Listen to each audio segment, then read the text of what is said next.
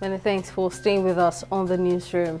Over 150 shops have been gutted by fire at the popular Yan Katako market in Sabongari, Zaria area of Kaduna State. The Chief Security Officer of the market, Hamisu Buhari, confirmed that the fire began at about 1 a.m. on Wednesday when the Kaduna Electricity Distribution Company restored power and an electric pole fell on the roof of one of the shops. He added that efforts to attract fire service agencies within the area has proven abortive. A Kano State High Court presided over by Justice Mariam Sabo has ordered Kano State Attorney General Musa Lawan to immediately file a charge against Majority Leader of the Federal House of Representatives Al-Hassan Ado Doguwa and his other conspirators over the alleged killing of a resident of the state. The order came after a Kano retired Chief Magistrate Montari Dandago applied for an order of mandamus seeking to compel the AG to file the charge. The court has adjourned the case to May 12 for the hearing of the motion on notice. Amid persisting terror activities in the Northeast, the Executive Chairman of the Economic and Financial Crimes Commission, EFCC, Abdul Rashid Bawa, has reiterated the Commission's readiness to revoke the registration of any NGO operating in the region found to have a link with any terrorist group. Speaking through the Maiduguri Zonal Commander of the Commission at the opening of a one-day workshop on economic and financial crime reporting organized for journalists in the region on Thursday, Bawa said Section 556 of the Terrorism Act also empowers the Special Control Unit against Money Laundering, which is now domiciled in the EFCC, to refuse or revoke the registration of any NGO linked to terrorist groups. A divided House panel on Wednesday alternately questioned and defended American Federation of Teachers President Randi Weingarten for her role in the closing and reopening of schools at the height of the COVID-19 pandemic, an issue that became increasingly politically charged as the pandemic went on.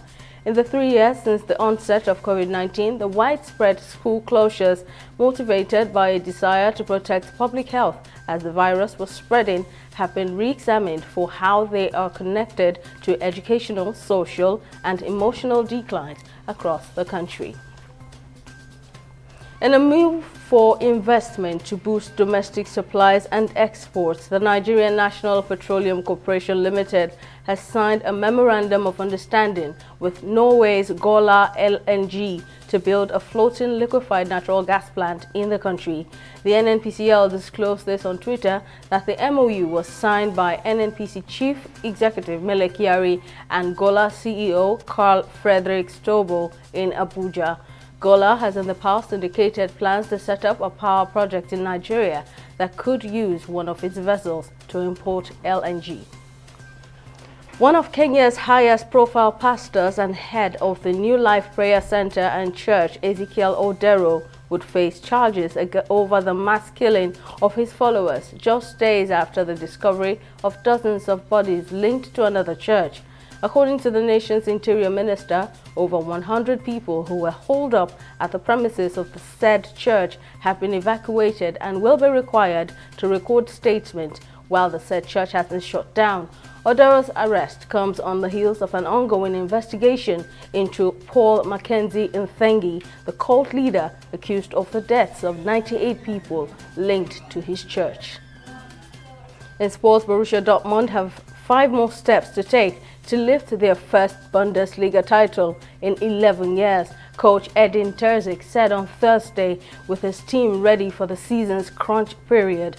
Dortmund lead the standings with 5 matches left to play and have 1 point advantage over second-place Bayern Munich, winners of the previous 10 league crowns. Dortmund's last title win dates back to 2012 under then coach Jürgen Klopp. Now that's all on the newsroom. Many thanks for watching. I'm Simisola Atikon.